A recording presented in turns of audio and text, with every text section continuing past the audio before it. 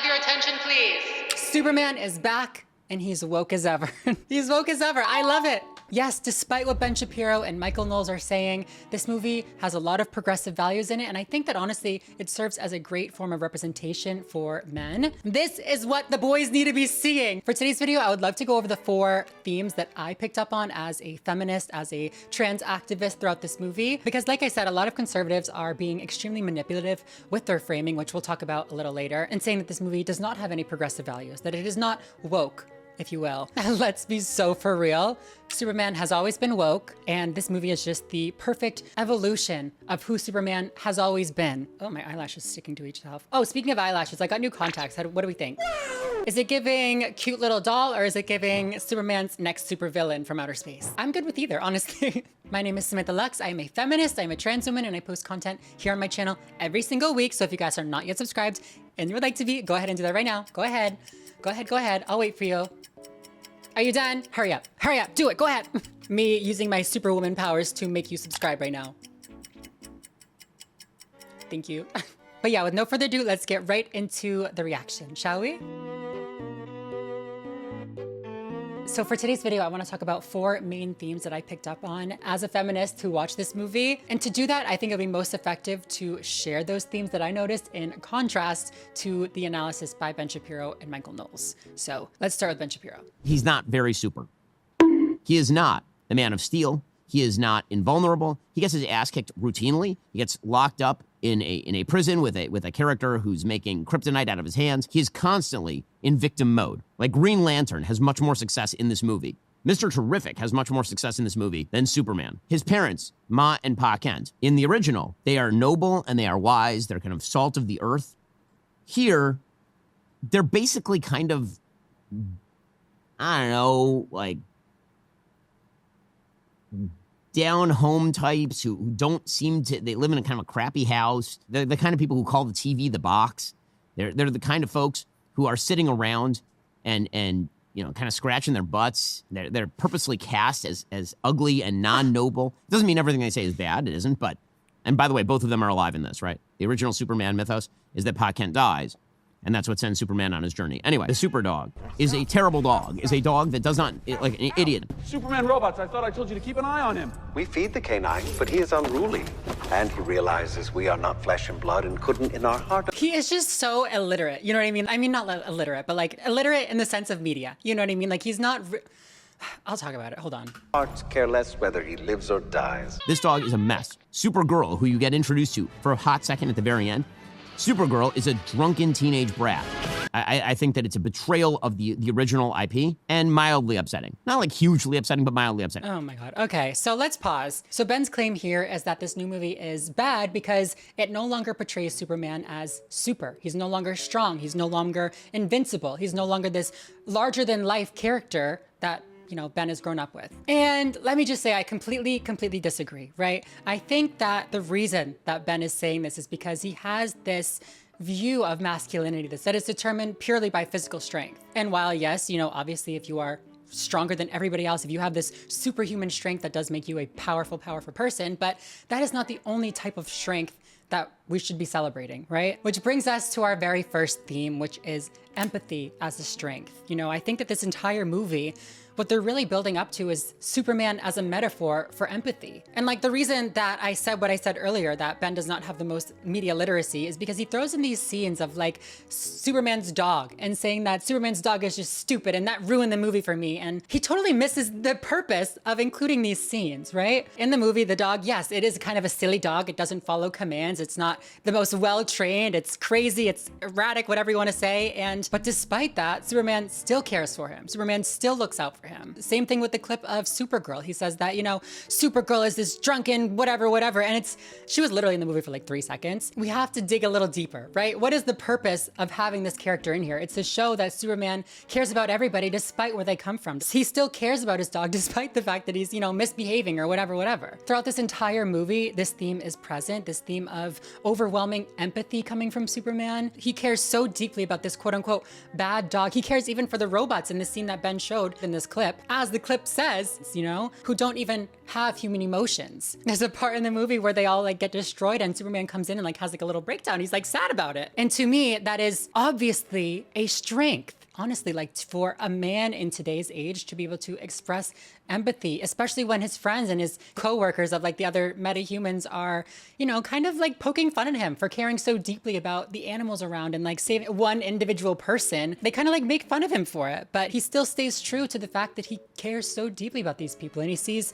the best in everyone. For Ben to just sit here and write that all off and say, oh, well, he gets his butt kicked and they punch him in the face a couple times, so he's clearly not a strong Superman. He's not a hero. Maybe that's not the point of the movie. Maybe that's not the superpower they want to portray in the movie, right? Let's really think deeply about this. What does Superman serve as? He serves as a hero. He serves as an inspiration to young men. And for so long, media has already told men they have to be strong, they have to be invincible, they have to be a powerhouse, and they have to push their emotions to the back. Where has that gotten us? It's gotten us a generation full of men who can't connect to their emotions, who suppress their emotions instead of regulating them. In this clip, Ben even goes on to talk smack about Superman's parents in this movie. And honestly, that relationship meant the most to me throughout the entire, well, maybe not the most, there were a lot of meaningful relationships, but it meant so much to me throughout the movie because the dad isn't depicted as this, you know, for lack of a better term, this like uber masculine, I was gonna say toxically masculine, but this like uber masculine macho guy who is, you know, your typical idea of masculinity. He's portrayed as this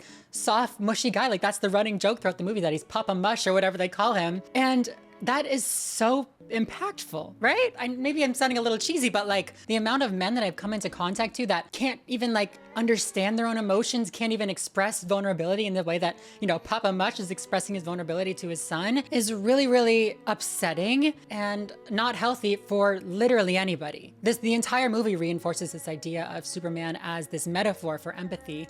We can even see at the end when there's this like political war happening, we can see a young boy putting up this flag for Superman. And I'm gonna get emotional, it's like making me sad. You can see him praying for Superman and praying that he comes and saves them. And to me, I'm just watching that like this young man is literally praying for people to have empathy for him. He is literally praying for people to realize what they're doing to him. And I'm like, yes, girl, yes. That is what people are missing nowadays. That is what America needs now, is more empathy. People are so individualized. People just don't care about each other anymore. Why have we gotten to a point where people no longer care about each other? What's happened? No, actually, I know exactly what happened. People like Ben Shapiro happened. People like Michael Knowles have happened and have said that it's not very super to care about the people around you. But this literal invulnerability that Ben is highlighting and, you know, glorifying is not what makes us great. It's not what makes us powerful. Superman gives an amazing quote to like the villain of the movie at the end of the movie. And he says, I love, I get scared, I make the best choices I can. I screw up, but that's what makes me human and it's my greatest strength. And that is just one of the biggest takeaways. That is just so powerful, for lack of a better word, right? If every boy, every man could come out of this movie thinking that the epitome of strength is not invulnerability, it's the opposite, it is vulnerability, then I think the world would truly become a better place. Okay, let's see what else Ben had to say. So Green Lantern is there, and he's kind of just a schmuck, and he's there as comic relief. And then you have Mr. Terrific, who's the actual hero of the film, who you learn nothing about other than he's just kind of a noble do-gooder fellow. And you have all these superheroes who are wandering around. You never get any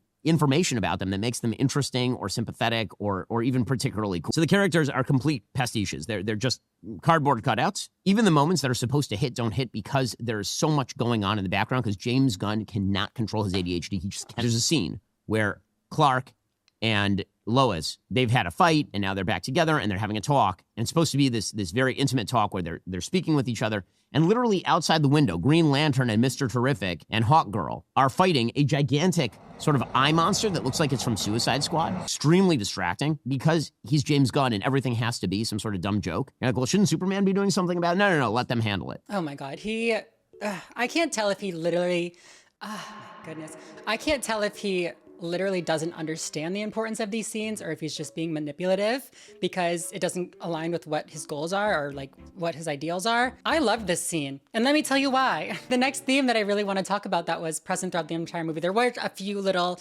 slip ups that I'll mention, but It's this theme of women as important. Yay! Women are important, everyone. Oh, I'm serious though, for real. I think for a lot of superhero movies, women are portrayed as, a damsel in distress and helpless and all that kind of stuff so that the man can come in and save her and be so heroic, which we love. We love a hero. But in this movie, Lois Lane, who is Superman's girlfriend, doesn't do that, And I'm like, he highlights this one scene where they're reconnecting after a fight and just says that it's stupid garbage because it's just like a stupid joke that, Superman isn't acknowledging what's in the background. And I'm like, are you dense? Do you not understand what they're trying to portray here? Let me educate you, Mr. Sir, okay? What they're trying to portray here is that Superman cares about his girlfriend, that he cares about the relationship, that he cares about understanding where she's coming from and reconnecting after their fight. God forbid a man care about his girlfriend, right? God forbid a man focus on, relational issues that he's having. And also, in the beginning of the movie, we see Superman or Clark Kent or whatever you want to call him get in a fight with Lois Lane, like an argument, not like a fight, but they get in a fight, they kind of like break up for a minute. And then this scene, that one that he's talking smack about, is the one where they're like reconnecting and, making up after this fight. So for Ben to just sit here and be like, oh, it's so stupid. Why would he sit there and listen to his girlfriend when there are squids outside? Yes, it is kind of a joke that Superman's inside and not helping, his teammates or whatever you want to call them. But it's also incredibly important representation. Ever heard of the male loneliness epidemic, Ben? Like, men no longer know how to interact with women. Men are no longer capable of holding relationships anymore. So for them to include Clark Kent being a good boyfriend in this movie is huge. This will actually help young men reconnect in their relationships. And I'm sitting here like, newsflash to all the men that follow Ben Shapiro. He doesn't care about you. And I'm also sitting here to like newsflash to women. If you're watching Ben Shapiro, he really doesn't care about you because he ignores all of Lois's contributions to saving Superman. He literally says, Mr. Terrific saved Superman. That's not what happened. Yes, he helped, but it was Miss Lois Lane that came in and got him together and like went out, found Mr. Terrific and was like, we need to save Superman. We need to do this. He ignores that, completely ignores it. Hawk Girl has an amazing part. I won't spoil it because it's so good. I loved it. Also, her scream is iconic. Little Hawkeye scream, so good. But he ignores that part as well. I don't know, I just think that we should really not be ignoring this softness coming from Superman towards his girlfriend, right? I think that there is a very strong idea that women don't want a man who is vulnerable in any way. They don't want a man who is, soft in any way. And by soft, I mean, into their emotions and understanding of their emotions. And I don't think that's true. Maybe there are some women out there that's what they want. But I think for the majority of us, especially from this younger generation, we want somebody that's in tune with their emotions and are in tune with our emotions and that care about their emotions and our emotions. Not just somebody that will brush by them and, be a powerhouse and just get through them, without showing any sort of wavering in their strength. It's okay to be a little soft. It's okay to be emotional. It's okay to want to reconnect with your girlfriend. Now, there was one part of the female representation in this movie that I did not like, and I just will mention it really quickly because it pissed me off because I'm also a content creator and whatever, but there's this one character named Eve who is Lex Luthor's girlfriend, and she's an influencer. And so she is this very stereotypical portrayal of the dumb blonde influencer. And can I just be so for real? I'm so over this, right? We've seen it so many times. We saw it in, what was it, You with Peach, and now we're seeing it here in Superman. Yes, there are very silly elements of being an influencer. Yes, taking selfies all the time is comical, whatever. But why is it always a woman that you have to make fun of when you're making fun of influencers, right? Let's talk about the fitness routine guy who woke up at 3:30 a.m. and was just, super cringe and low-key misogynistic the entire time. Do we really need to focus on a beauty influencer who's taking selfies every day? Is it really that big of a deal? Or should we maybe talk about the red pill podcasters? Which I mean, they do talk about, but leave my girl Eve alone. That's all I have to say.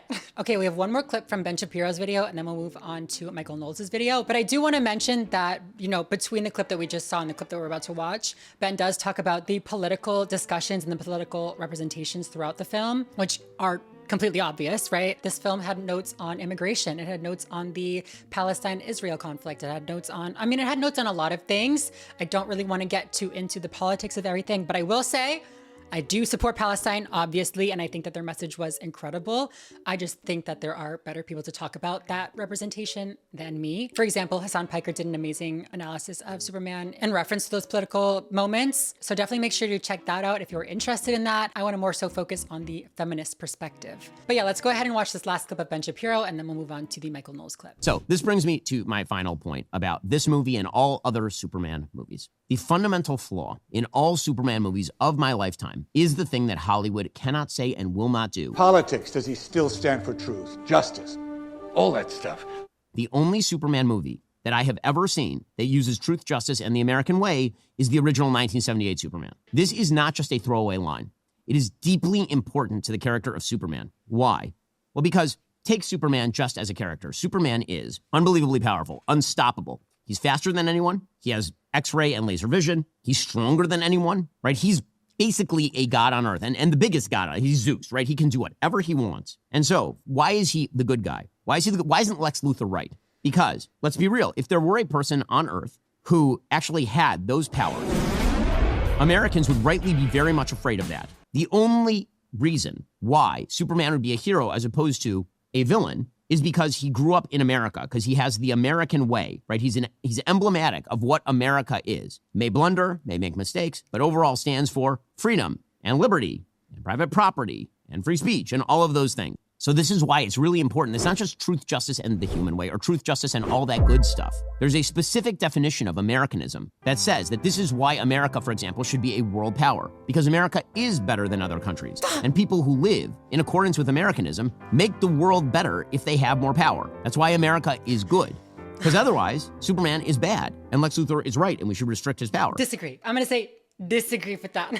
I just don't think that that is what Superman was all about. And let me just say, I haven't even watched the other Superman, like that's the plural, Superman movies. But that is not true. That is just not correct. Yes, we can look back into Superman's past and we can see that he's, always fought on the American side, if you want to say.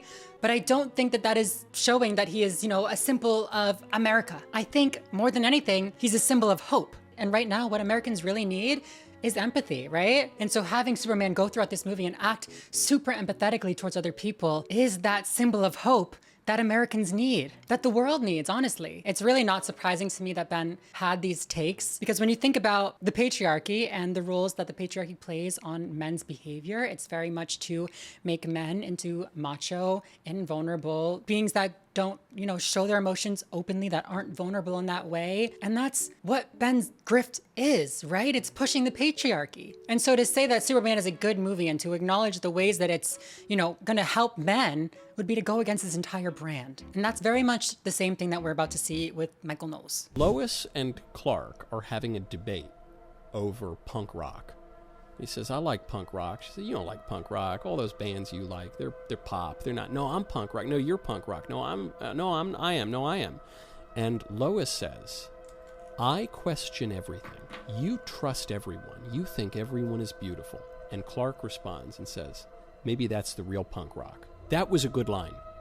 That was a good line because of the moment we're living in. We're coming out of the cynicism and irony of the 2000s and 2010s. What's hot now, what's punk rock now is sincerity, authenticity, earnestness, enthusiasm. It's just something I've noticed. It's a little bit of a millennial Zoomer divide. You think everything's beautiful. You see the good in everyone. And he says, well, that's punk rock.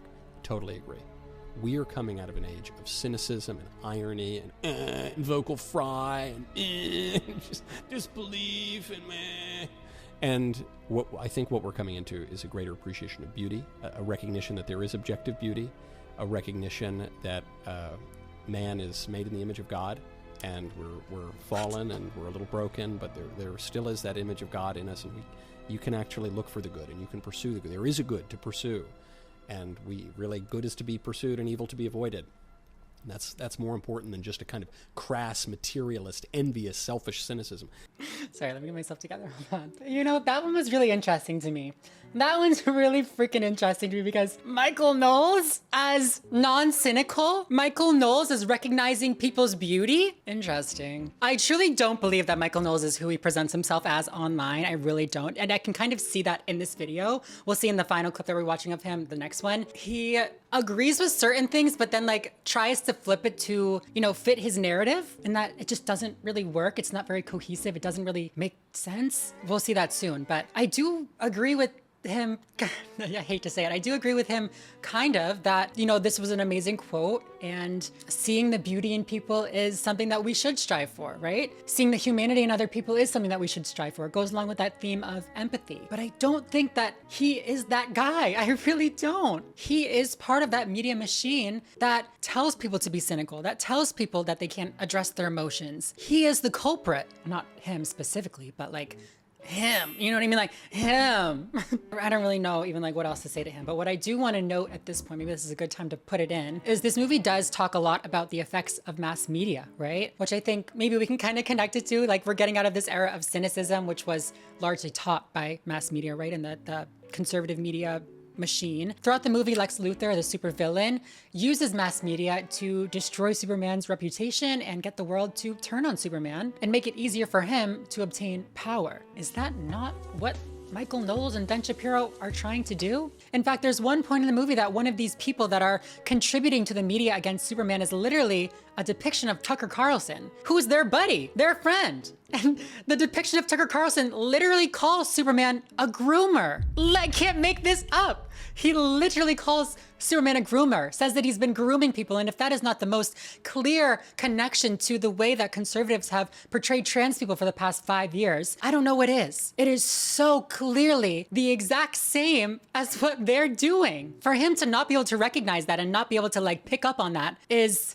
impossible. Honestly, he definitely picks up on it. Mass media is extremely, extremely powerful. I mean, you can literally lie about anything, and there's people out there that will believe it and will be extremely infuriated by those lies. There's the War of the World examples where there was a radio show that was in, I don't know, like the 70s or 80s or whenever, that was talking about how aliens were invading the world. And when people tuned in, they just started to believe it right away because they weren't, informed to the fact that it was a made up story, that it was just fiction. And so they trusted the authority of the radio to tell them the truth. And so when there's these people like Michael Knowles with millions and millions of followers telling you that trans people are groomers and that they're pedophiles and that they're going after your children, you're gonna believe them. Because why wouldn't you? I just hope that that depiction in this movie of how quickly people can turn on a superhero even, how powerful mass media can be when using these, inflammatory words. I hope that that depiction resonates with people and sticks in people's minds and that they can recognize it for what it is, right? It's a call out of the way that conservatives have been talking about anybody that they don't like, whether it be trans people or immigrants or whatever. Okay, but now let's move on to the last clip for today's video and let's talk about the final theme for today's video, shall we? Wait, if you don't know, he's talking about the message from Clark's parents, which in this movie they released like the second half of it. And it's basically revealing that the original intentions of Clark's biological parents was to send Clark to Earth to take over and dominate the planet, basically. The hook of this movie is there's more to the message. And the rest of the message is, and you got to dupe these idiots. These humans, they're stupid, they're gullible, you should dominate them, you need to rule over them mercilessly, you need to become a tyrant. And this causes a crisis of identity for... And it's an interesting hook. I kind of liked it because it raises questions about am I just inevitably going to be a replica of my father? And the answer it gives is that yes, indeed, the sins of the father can be revisited upon the son. What the father does, what the father says, or the mother for that matter, what your parents say and do, that will affect you. That will have consequences for your identity. But they're not It's true. It's true. Just look at Vivian and Elon Musk.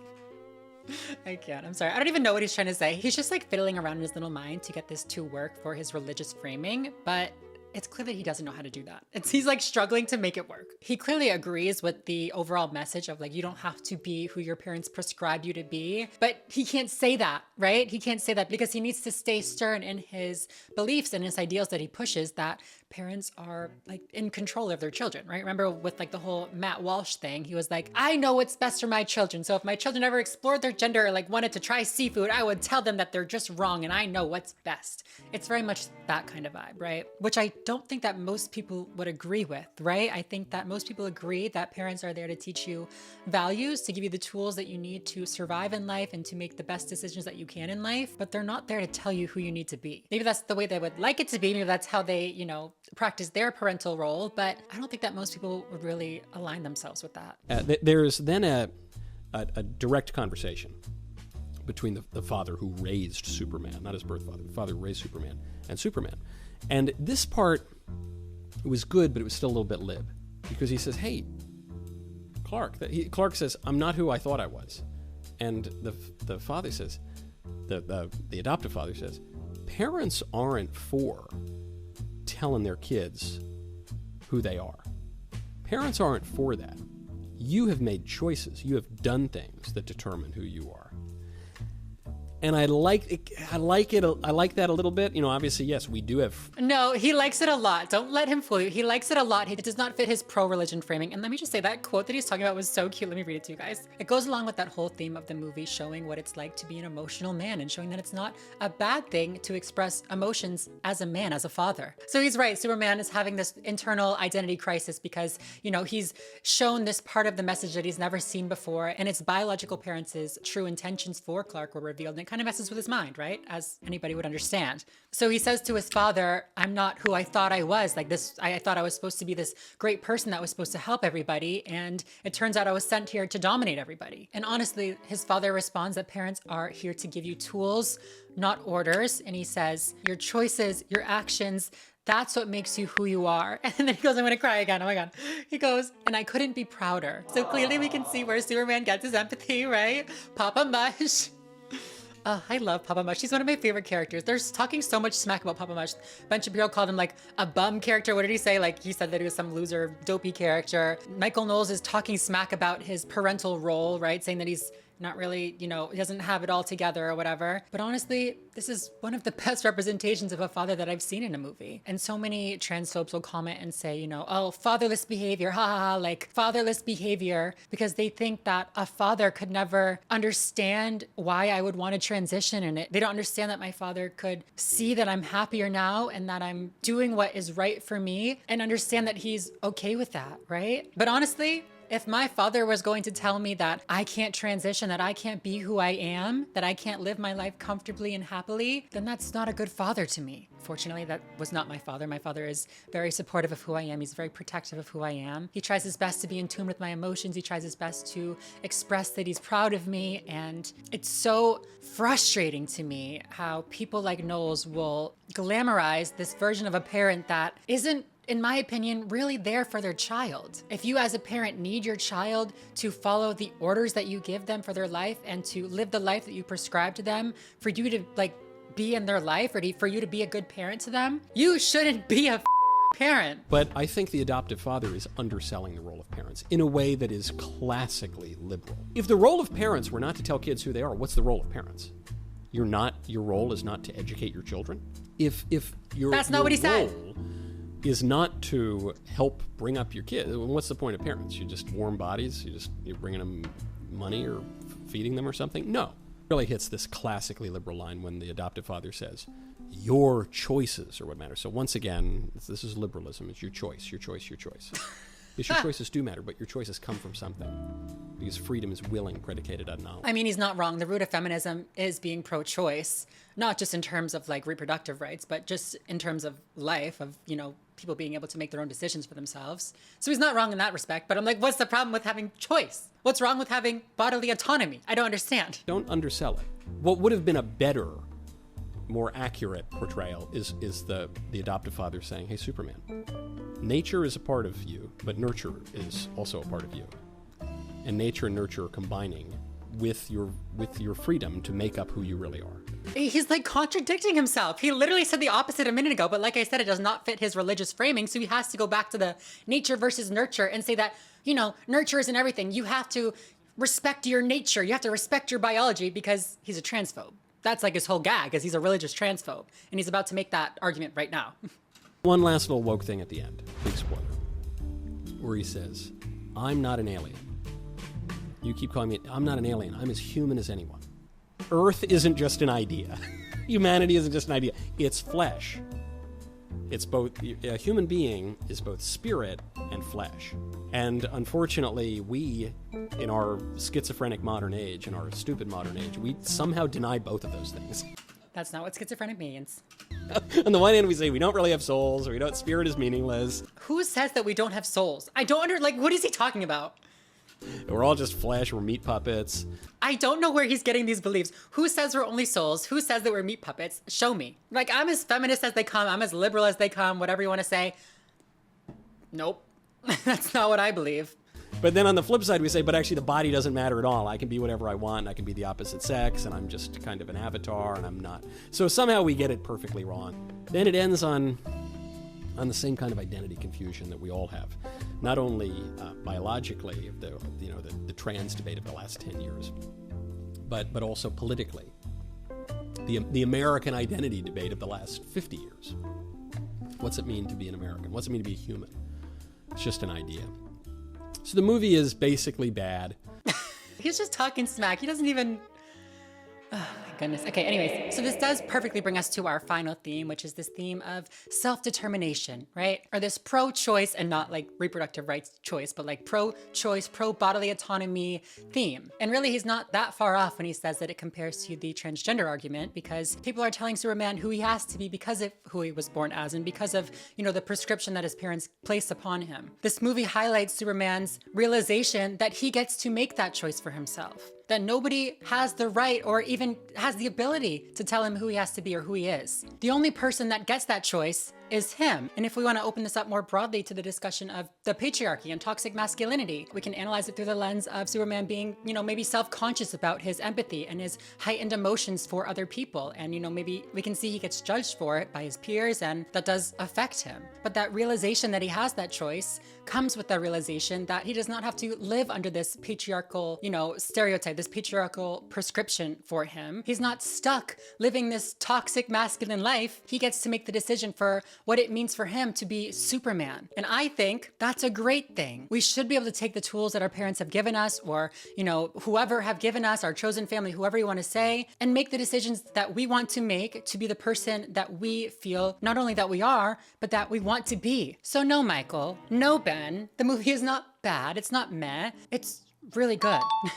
Honestly, is really good. I'm not a superhero movie type girl, and maybe it's because in the past they have been more of this like, I'm super strong and that's what makes me a superhero, blah, blah, blah. Maybe I do like this one more because he is more emotionally intelligent and there is more substance to his super ability and his superhumanness than his physical strength. You guys, if you have not seen this movie, I do recommend that you watch it. It's a great movie, especially if you have young boys or young children in general. This movie would be a great movie for them to see, not only because it's so fun, but also because it has really great and really healthy representation of a man, of what a man is, not only of what a man can be, but what masculinity can mean to you. Yeah, I think that's all I had to say about this. I'm sure I'll think of a million other things to say in the future. So if I've missed anything, make sure to put in the little comments down below. But yeah, other than that, I think I'm gonna go. So thank you guys so much for watching. Make sure to subscribe right down below and check out another video. Make sure to join me over on Twitch. I stream every single week. But yeah, thank you guys so much for watching, and I'll see you in the next one.